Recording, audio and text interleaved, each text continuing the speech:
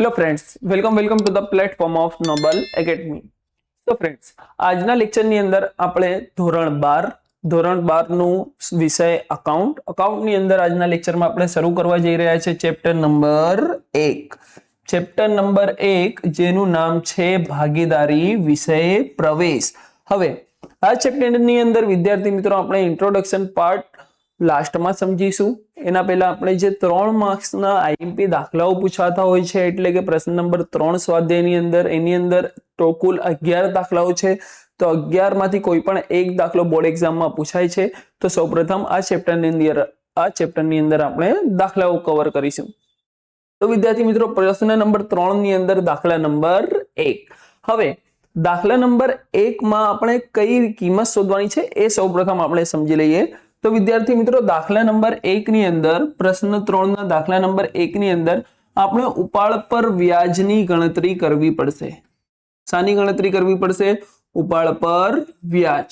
હવે ઉપાડ પર વ્યાજને શાના વડે દર્શાવાય એ આપણે સૌપ્રથમ સમજીશું.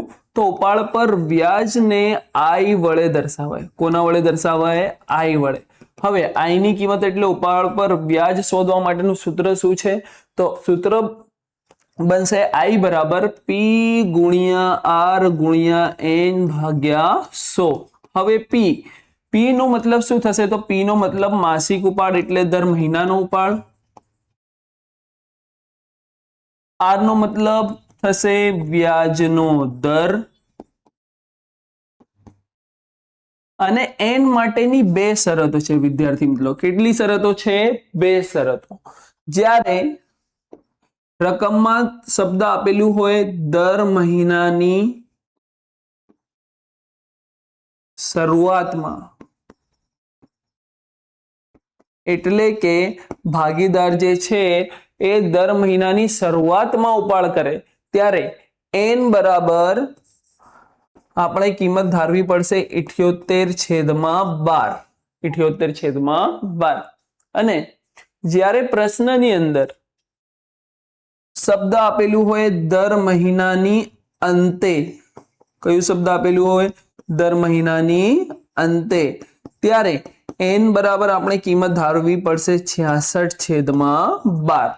આઈ હોપ કે તમને લોકોને વિદ્યાર્થી મિત્રો સૂત્ર સમજમાં આવી ગયું હશે કે I બરાબર એટલે ઉપાડ પર વ્યાજ બરાબર ઉપાડ પર વ્યાજ શોધવા માટેનું સૂત્ર થશે P ગુણ્યા R ગુણ્યા N છેદમાં 100. P નું મતલબ થશે માસિક ઉપાડ એટલે દર મહિનાનો ઉપાડ. હવે દાખલાની અંદર દર મહિનાનો ઉપાડ આપેલું હશે તો P ની જગ્યાએ રકમ મૂકી દઈશું આપણે. પરંતુ જો દાખલાની અંદર માસિક ઉપાડ ન આપેલું હોય ત્યારે માસિક ઉપાડ શોધવું પડશે, એટલે દર મહિનાનું ઉપાડ આપણે શોધવું પડશે. અને R વ્યાજનું દર પણ પ્રશ્નની અંદર આપેલું હશે, અને દર મહિનાની અંતે અને દર મહિનાની શરૂઆતમાં આ જ 2 શબ્દ પણ દાખલાની અંદર આપેલા હશે. આપણે ફક્ત સૂત્રની અંદર કિંમત મૂકી અને જવાબ શોધવો પડશે. ચાલો તો હવે આપણે સોલ્વ કરીએ. પ્રશ્ન નંબર 3 નો દાખલા નંબર 1. એક ભાગીદાર પેઢીમાંથી દર મહિનાની અંતે, તો વિદ્યાર્થી મિત્રો અહીંયા શબ્દ શું આપેલું છે? દર મહિનાની અંતે. અંતે શબ્દ આપેલું ત્યારે N બરાબર કેટલા ધારવા વિદ્યાર્થી મિત્રો? 66/12. હવે 66/12 આપણે ધાર્યું, તો 66 નું ભાગાકાર કોની સાથે કરી દેવાનું? 12 સાથે. તો જ્યારે આપણે 66 નું ભાગાકાર 12 સાથે કરીશું ત્યારે રકમ મળશે 5.5. એટલે એની કિંમત કેટલી થશે? 5.5. હવે દાખલાની અંદર કીધું છે વર્ષના અંતે કુલ વાર્ષિક ઉપાડ, એટલે અહીં આપેલું છે વાર્ષિક ઉપાડ. તો વાર્ષિક ઉપાડની રકમ વિદ્યાર્થી મિત્રો ₹12,000 છે. આપણે તો N સૂત્રની અંદર કોનો ઉપયોગ કરવાનો છે? P નું એટલે માસિક ઉપાડનું. તો માસિક ઉપાડ શોધવા માટે એટલે P ની કિંમત શોધવા માટે સૂત્ર થશે વાર્ષિક ઉપાડ એટલે આખા વર્ષનો ઉપાડ. અને આખા વર્ષમાં કુલ કેટલા મહિનાઓ છે? 12. તેનો ભાગાકાર કોની સાથે કરી દેવાનો? 12 સાથે. તો વાર્ષિક ઉપાડની રકમ મળી આપણને 12,000 અને ભાગ્યા 12, તો 12 × 12 એટલે P ની કિંમત, માસિક ઉપાડની કિંમત કેટલી થશે? ₹1,000. હવે આગળ શું કીધું છે આપણે સમજીશું. જો ઉપાડ પર વ્યાજ 12% લેખે જો ઉપાડ પર વાર્ષિક 12% લેખે વ્યાજ વસૂલ કરવાનું હોય, ઉપાડ પર વ્યાજ એટલે વ્યાજનો દર જેને કોના વડે દર્શાવાય આર વડે. તો આર ની કિંમત કેટલી ટકા આપેલી છે 12%. હવે તો વર્ષના અંતે ઉપાડ પર વ્યાજ ગણો. તો શાની ગણતરી કરવાની છે? ઉપાડ પર વ્યાજ એટલે આઈ શોધવાનું રહેશે. હવે આઈ ની કિંમત શોધવા માટે સૂત્ર શું થશે? પી ગુણ્યા આર ગુણ્યા એન છેદમાં 100. તો પી ની જગ્યાએ પી ની કિંમત કેટલી મૂકવાની? 1000 ગુણ્યા આર ની જગ્યાએ આર ની કિંમત કેટલી મૂકવાની? 12 ગુણ્યા એન ની જગ્યાએ કેટલી કિંમત મૂકવાની? 5.5 છેદમાં 100 ની જગ્યાએ 100. હવે 1000 નો ગુણાકાર 12 સાથે કરીશું. 1000 ગુણ્યા 12 અને એનો ગુણાકાર કોની સાથે કરીશું આપણે? 5.5 સાથે. અને ભાગાકાર કોની સાથે કરીશું આપણે? 100 સાથે. તો આપણું જે ઉપાડ પર વ્યાજ છે એની રકમ મળશે ₹660. આઈ હોપ વિદ્યાર્થી મિત્રો તમને આ દાખલામાં સમજણ પડી હશે. હવે પ્રશ્ન નંબર 1 ના જેવો જ દાખલો આપણે ગણીશું. જે ઉદાહરણ નંબર 1 માં રકમ આપેલી છે એમની. ઉદાહરણ 1 ની અંદર શું કીધું છે? હિરલ દર મહિનાની શરૂઆતમાં. એના પહેલાના દાખલામાં વિદ્યાર્થી મિત્રો શબ્દ હતું દર મહિનાની અંતમાં, પરંતુ ઉદાહરણ નંબર 1 ની અંદર શબ્દ આપેલું છે દર મહિનાની શરૂઆતમાં. તો n બરાબર જ્યારે દર મહિનાની શરૂઆતમાં કીધું હોય તો કેટલી કિંમત ધારવાની? 78 છેદમાં 12. અને 78 નું 12 સાથે ભાગાકાર કરીએ તો આપણને રકમ મળશે 6.5. કેટલી રકમ મળશે વિદ્યાર્થી મિત્રો? 6.5. હવે આગળ આપણે પ્રશ્ન વાંચીએ.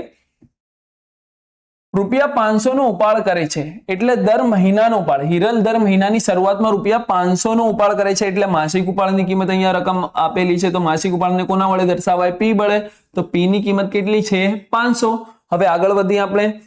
જો ઉપાડ પર વાર્ષિક 10% લેખે વ્યાજ વસૂલ કરવાનું હોય એટલે વ્યાજનો દર જેને કોના વડે દર્શાવાય? આર વડે. જ્યાં પણ ટકાની નિશાની હોય ને એ વ્યાજનો દર હશે અને વ્યાજના દરને કોના વડે દર્શાવાય? આર વડે.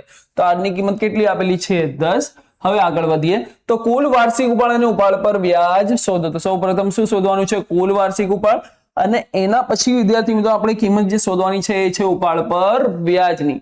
તો સૌપ્રથમ આપણે શોધીશું કુલ વાર્ષિક ઉપાડ એટલે આખા વર્ષનો ઉપાડ. તો અહીંયા લખી દઈએ સૌપ્રથમ નંબર 1 વાર્ષિક ઉપાડ.